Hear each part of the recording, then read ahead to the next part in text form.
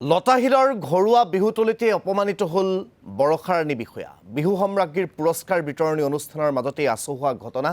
মঞ্চত থকা এগৰাকী আয়োজক সমিতিৰ সদস্যৰ দ্বাৰা অপমানিত হ'ল ঘোষিকাৰ দায়িত্বত থকা বৰষাৰাণী বিষয়া। লজ্জিত হৈ আধাত এই মঞ্চ এৰিলে বৰষাৰাণী বিষয়াই। শ্ৰেষ্ঠ ঢুলীয়াৰ বঁটা বিতৰণিৰ সময়তে এই ঘটনা। বঁটা বিতৰণিৰ সময়তে ঘোষিকা বৰষাৰাণীয়ে নাম লোৱা নাছিল ঢুলীয়াৰ। ঢুলীয়াৰ নামটো লিপিবদ্ধ নাছিল ঘোষিকা বৰষাৰাণী বিষয়াক দিয়া কাগজখনত। দৰ্শকে জানিব বিচাৰিছিল ঢুলীয়াগৰাকীৰ নাম। সেই সময়তে মঞ্চত থকা এজন আয়োজকে বৰষাৰাণী বিষয়াৰ মাইকটো কাঢ়ি লৈ নামটো কৈ দিয়া বুলি কাঢ়াকৈ নিৰ্দেশ দিয়ে। ইয়াতে অপমানিত হৈ মঞ্চ ত্যাগ কৰে বৰষাৰাণী বিষয়াই।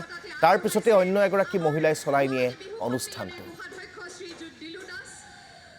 তেখেতৰ ভাতৃ শ্ৰীযুত ভাস্কৰ দাসদেৱে মই দুয়োগৰাকীকে মঞ্চলৈ আহিবলৈ অনুৰোধ জনালোঁ আৰু আমাৰ শ্ৰেষ্ঠ ঢুলীয়া তেখেতলৈ যি বঁটা তেখেতসকলে প্ৰয়াত তেখেতসকলৰ পিতৃ ভূপেন প্ৰসাদ দাস আৰু মাতৃ মালা দাসৰ সোঁৱৰণত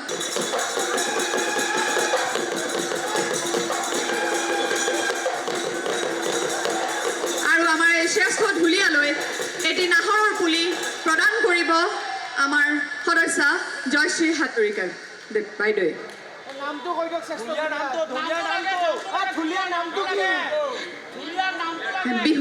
ঢুলীয়াজনকনো এখন বিহুৱান নিদিয়াকৈ আমি থাকিব পাৰোঁনে? এয়া মানস ভূঞা। শ্ৰেষ্ঠ ঢুলীয়াৰ নামটো কৈ দিয়া, ৰাইজে বিচাৰি আছেতো।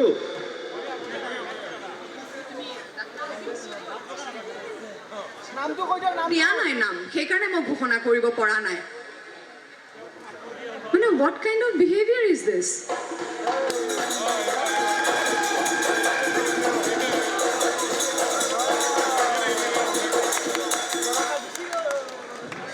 ক্ষমা কৰিব, শ্ৰেষ্ঠ হিচাপে অংশ লৈছে বুলি, কাৰণ তেওঁলোকৰ নামবোৰ দিয়া নহয়।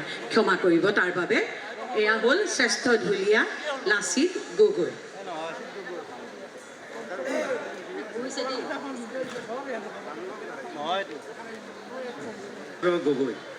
গোবিন্দ চন্দ্ৰ গগৈ। এখেত হ'ল পাহাৰী বুঢ়াগোহাঁই বিহু সম্ৰাজ্ঞী প্ৰতিযোগিতাত